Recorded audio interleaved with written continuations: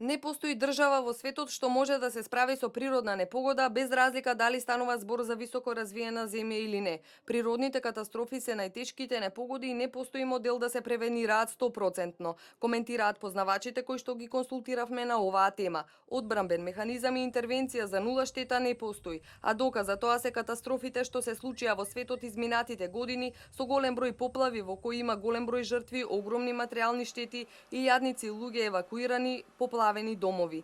Например, во поплавите годинава во Франција, Германија и Австрија имаше повеќе од 20 загинати, а штета поголема од 2,5 милијарди евра. Во 2014 година поплави имаше во Србија, Босна, Хрватска, Романија, Унгарија со 86 загинати и штета повеќе од милијарда евра.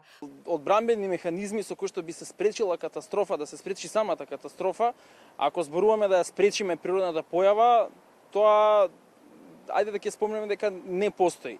Иако на засејување на облаци, сите тие процеси кои што често пати знаеме нели да ги видиме, ако ништо друго барем кога русите организираат воени паради во Москва, но тоа не можеше да се примени таква една, да речам, таква процедура на она што се случуваше вчера. Во поплавите пред 2 години кои го зафатија регионот, животот го загубија стотици лица. Во Србија по силното невреме кое траеше неколку дена загинаа 51 лице, а околу 30 животот го загубија во Босна и Херцеговина. Илјадници лица беа евакуирани, домови и патишта уништени. Прогласена беше вонредна состојба. Според тогашните изјави на метеоролозите во Србија тоа биле најголемите поплави во период од 120 години, кога за 3 дена паднало толкаво количество дожд колку за 3 месеци.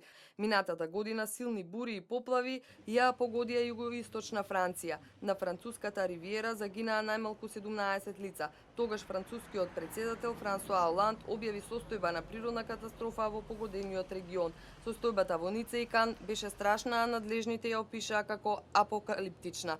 Главниот автопат низ областа беше затворен, возовите беа запрени и стотици туристи беа сасолнети во Ница на аеродромот во текот на ноќта.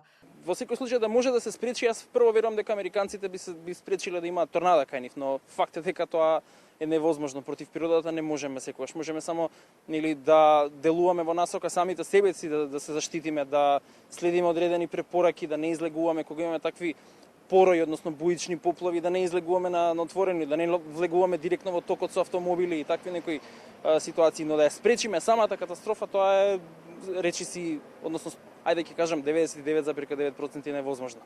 Во минатогодишните поплави во Јута, Соединетите Американски држави пак животот го загубија најмалку 20 лица, додека во јуни годинава 24 лица загинаа во областите погодени со поплавите во Западна Вирџинија.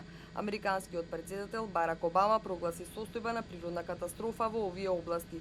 Без струја останаа повеќе од 24.000 домакинства, а голем број лица беа исчезнати. Минатиот месец пак најмалку 128 лица загинаа во поплави во Кина, а 42 лица се водеа како исчезнати. Поројните дождови причинија природна катастрофа која загрози 11 кинески провинции. Околу 40.000 домови биле разурнати, а 1,34 милиони луѓе беа евакуирани. Според проценките на властите, водената стихија причинила штета од 5,73 милијарди долари.